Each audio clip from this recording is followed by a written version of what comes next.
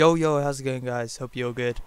We have a brand new AOR video now of the Spanish Grand Prix around Catalonia, round 4 of season 13. And yeah, first of all, I want to say thank you so much for the support recently, for the likes, for the comments, and subscribing. And yeah, the support's been insane, and I truly appreciate it. So thank you so much for that, and hopefully the support carries on going. And yeah, so here we have the Spanish Grand Prix, getting ready, just putting on the setup. It was going to be a dry qualifying, dry race, so pretty straightforward. All that practice we did for dry is going to pay out now, and yeah, so just getting out a setup, 8-7 wings and differential 50-70, just the usual suspension here and there.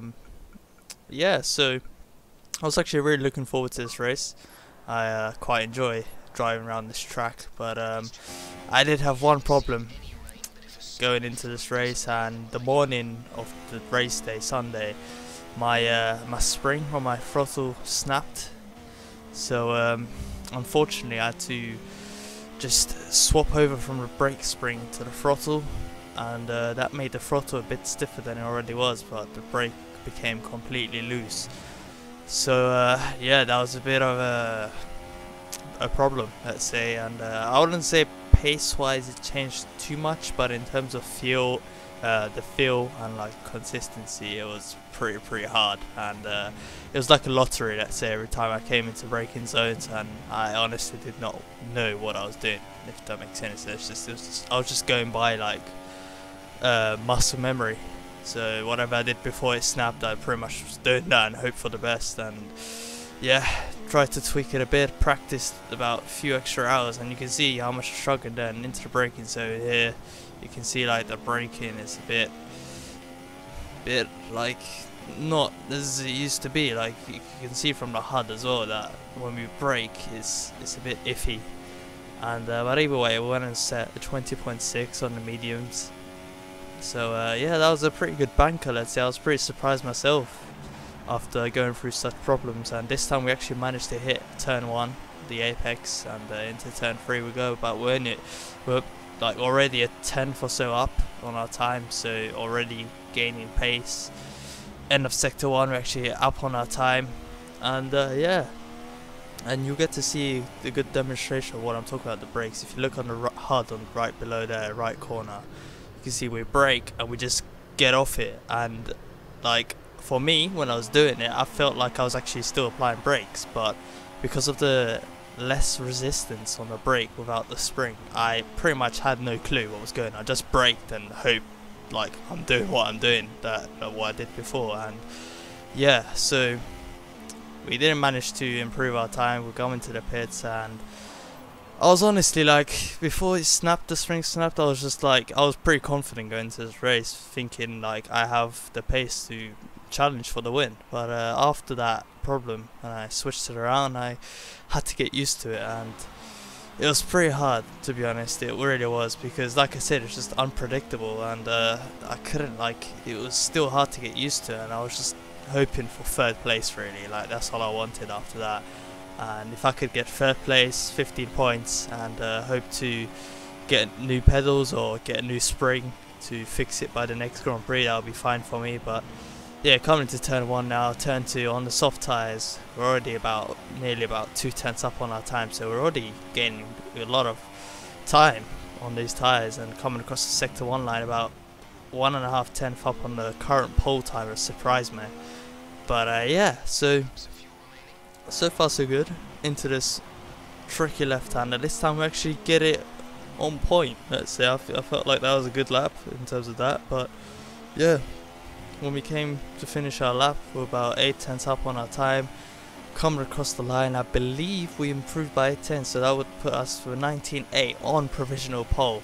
And again, I was pretty surprised at that, because you know, like, I wasn't expecting to set such good pace early on, and I thought I'd be way down the grid.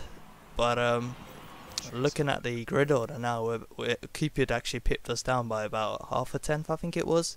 Not too sure, but he did like beat our time. So we went out to set a better lap, and this time, as you guys might already know, like I put a video of this lap before, but this time I'll commentate over it. But yeah, I felt like this lap was pretty surprising for me. Like I didn't think I'd be able to produce it, but we're opening the DRS now, and all we're thinking into turn 1 now is our braking, if we can get it right or not. And we brake at the 100-meter board and lock up a bit, but still managed to hit the apex. About, I think, how much are we up? About half a tenth, I think we're up on our time now. And coming across the sector 1 line, yeah, still about 300s up. So far so good. Into turn 4, bit of oversteer on the exit, not too much, but about 1 into here, lock up, but not too bad. But yeah, I was gonna say we're about 2 tenths up now, so that's looking good. And again, pretty surprising. Into this corner now, pretty much nailed that. Into the fast turn 9, can we get it? Yes we do. We hit it nicely on the exit curb as well, so everything looking good. And into this tricky turn 10, it's important not to lock up here. We actually nail it somehow, I have no clue how.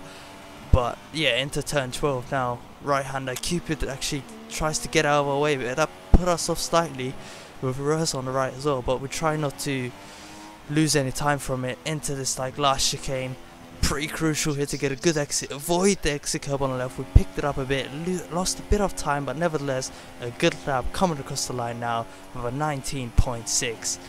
and yeah, that was pretty incredible. Like yeah, it's just pretty incredible. Like for me, I wasn't expecting to do that, and I was pretty happy with that, to beat Cupid's time by 2 tenths, and also to see Martin in 5th. I was expecting much better than him, because in practice he was pretty rapid.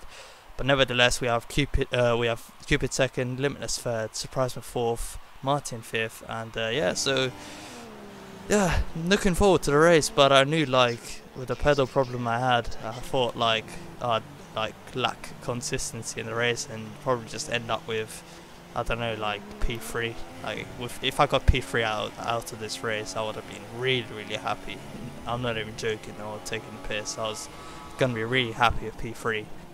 And knowing how quick like Cupid, Limitless and Martin are, yeah, P3 would be a good result for me. 15 points, that'd be nice. But we did have TR Martin disconnect, and I think Surprisement was disconnected just before the formation lap. So yeah, that was a real shame for them, and I was honestly really gutted. Like, you can ask the guys I was in party chat with, I was pretty gutted. But they did manage to join back with some problems. But I think Martin was put a lap ahead, something like that. But I'll talk about that later on. But yeah, looking forward to this race. I really love like driving around this track, so I was hoping for a clean race and hopefully a good result. But here we are now. We line up on a grid. A few issues were going on. That was due to like Martin lagging out and like joining back in. But here we are, the 4 lights, 5 lights, and the lights out. Away we go. We get a pretty decent start. I like China, but yeah, we got a pretty decent start. Coming into turn 1 now, we're covering the inside line. Limitless and Cupid tried to look for the outside line. We managed to brake later than them and cover the inside line, and this is us now up into P1. And just like last season, we actually managed to hold off a Mercedes into turn 1, so this is looking good. But we have Limitless and Cupid going side by side into turn 4. What will that end up in? There's a bit of lag going on at the moment with someone leaving the session, but they managed to not crash, so that's good to see.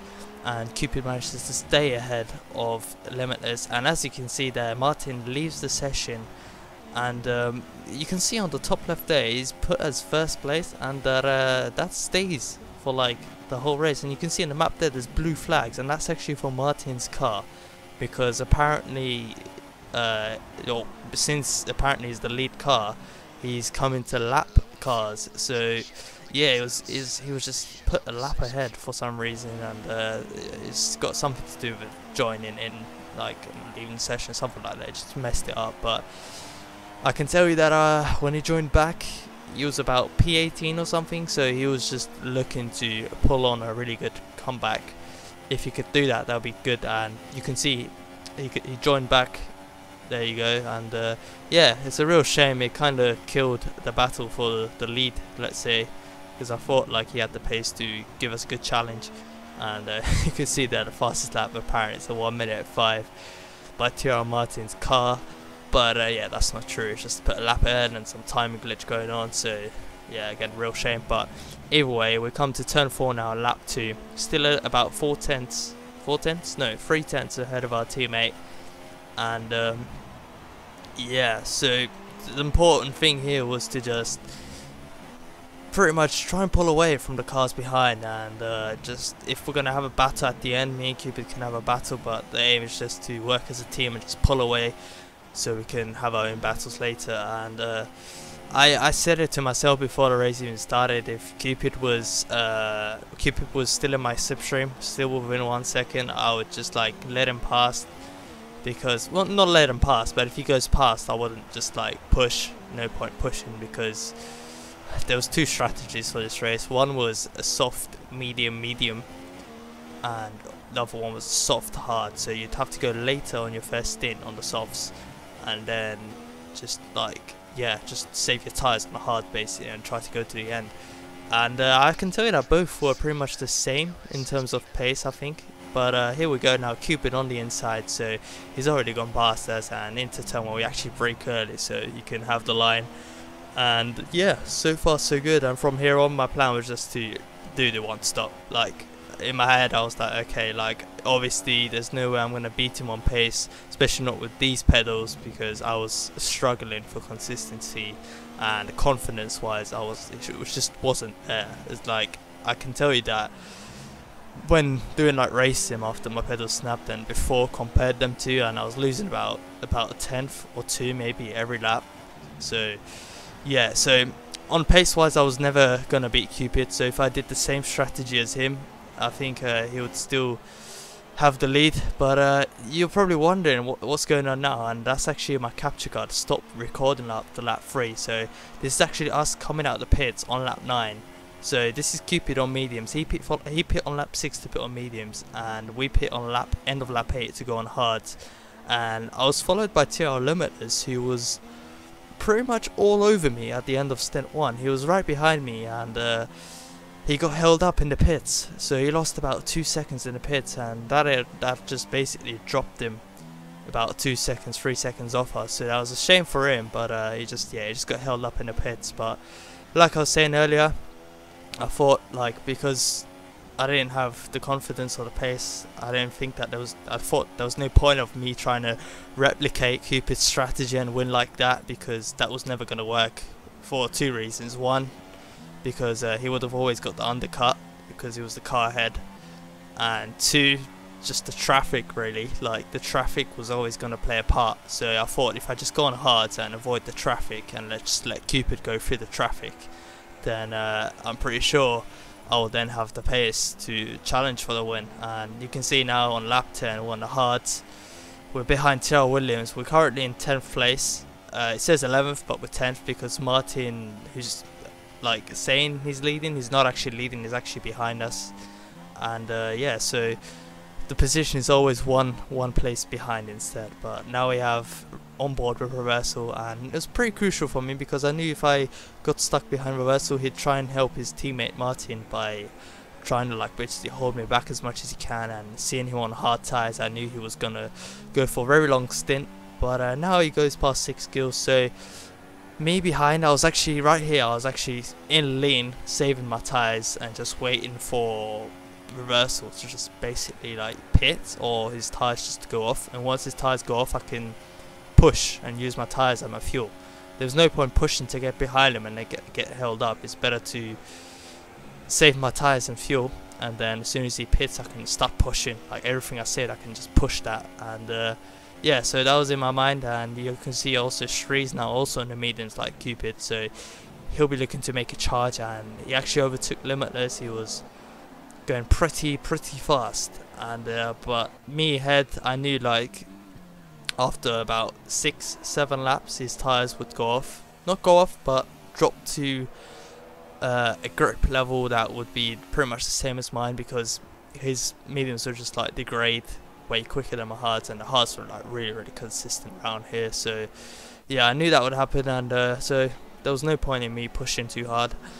And we're currently in 9th, so yeah, the race was looking good. It's just the important part was just Cupid having to go through the field, and as you can see, he just went through the shot there, and we're about five or 6 seconds behind. I think we were, maybe even 7. But yeah, it's just important for us to not get caught up in traffic, because the whole point of doing a one stop is just basically to avoid the traffic, avoid losing time in the traffic. And if Cupid loses time in traffic with the faster tyres and the 2-stop strategy with him having the extra stop, then that would be pretty like important, and it'll play into our hands for sure. And you can see us now still in 9th, catching up to 6 skills and reversal. But yeah, like, race was looking pretty boring, if I'm honest, because of the split strategy, because no one was catching no one pretty much, and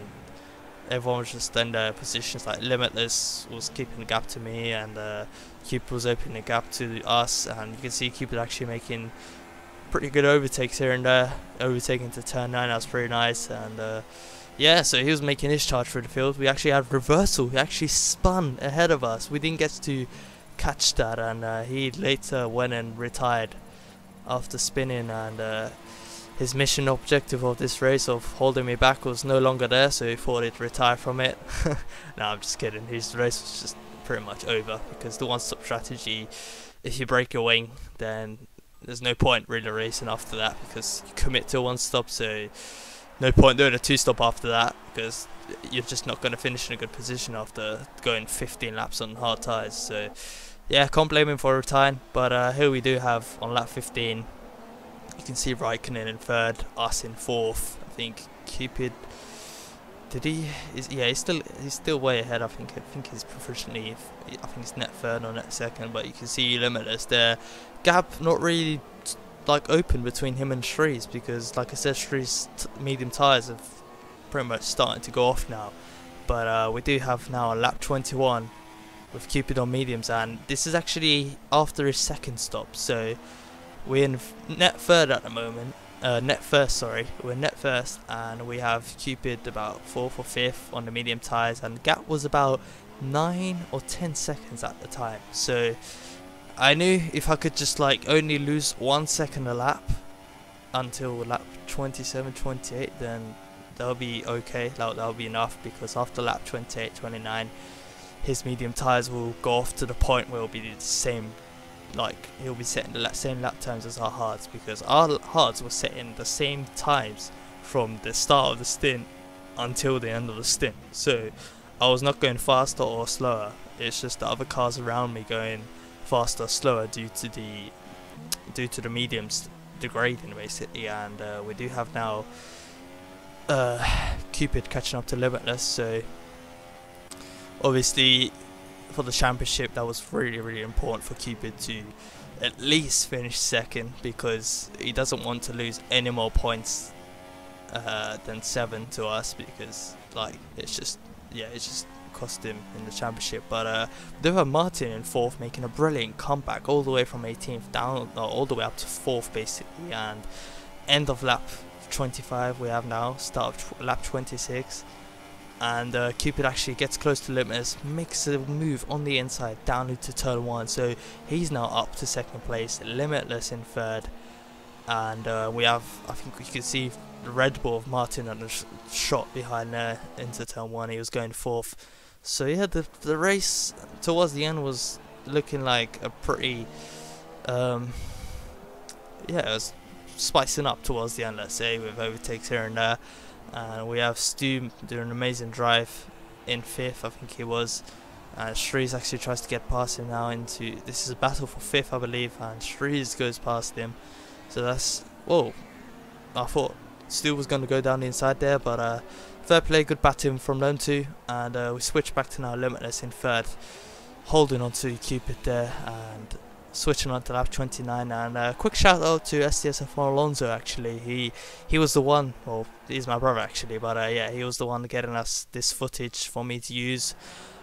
So without his footage, like, I would have nothing to pretty much use for you guys to show for you guys. But yeah, now we have end of lap 29, us still in first, but Cupid catching us down rapidly. With only about 4 or 5 laps to go, the gap was about, I think, 5 seconds, something like that. So us now coming around the last corner, him at the start of the chicane, or end of the chicane, and you can see there, by estimate, I think the gap was about 3.5, 4 seconds.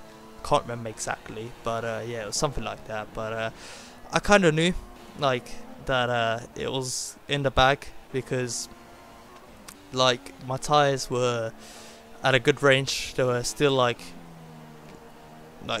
planned to go to the end, because ever since I came out the pits, I was looking to save, well, looking to only wear about 3% a lap, because I pit lap 8, and from lap 8 to 33 is 25 laps. So when I calculate that during the stint, 25 laps, if I want to go to 75%, that's about 3% a lap. So that's pretty good. If we could just keep 3% a lap, then we can definitely go to the end on these tyres. And yeah, that was pretty much what I was doing from the start of the stint, and managed to keep it, sometimes doing 2%, sometimes 4%, but overall just trying to keep it in a range. And we do have us actually a few, like, I've managed to record the last 3-4 laps by myself on DVR.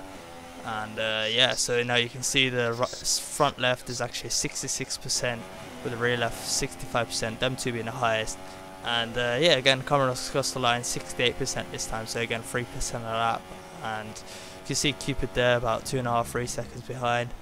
And this is the penultimate lap, only 2 laps to go, and you can see through turn 3 here how much we're actually backing off to save that front left, and short shifting just to avoid any wear for the rear left. But yeah, coming across the line now, again another 3%, went from 68 to 71.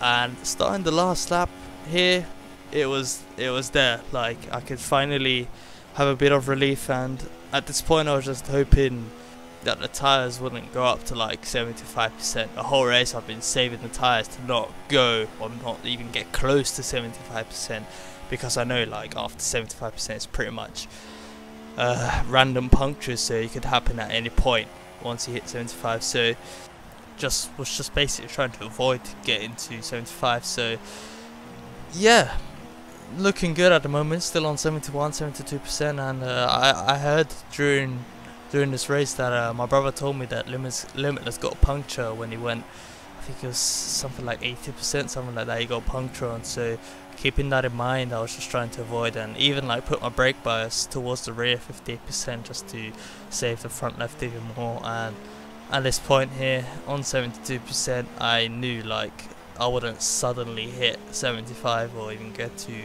it too quickly. But yeah, coming through the last chicane now, I still can't believe that I was actually leading this race until now. And yeah, so like I said before the race, I would take P3 any day, by coming across the line to win in Spain, a track that I really enjoy racing at, grabbing those 25 points. And ahead of our teammate, we gained 7 points on Cupid and about 10 points on Martin. So really crucial for the championship. It could have swung either way today, but yeah, the strategy played a part for sure. Us pulling that one stop, and also Martin disconnecting early on, which pretty much killed any chance of him challenging for the win.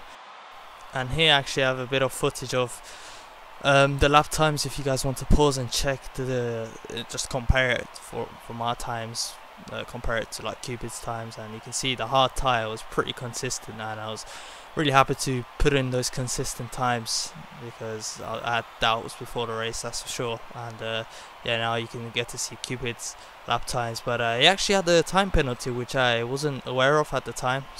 But either way, we had the result there. Us in first, Cupid second, Martin in third. Brilliant comeback from him. Strees in fourth, Stu in fifth. And yeah, brilliant drive from them two there. But yeah, that's pretty much the result. Hope you guys enjoyed watching it, and hopefully the capture card will actually record properly next time, so we can get the whole race in our point of view. But yeah, hopefully you guys enjoyed watching that.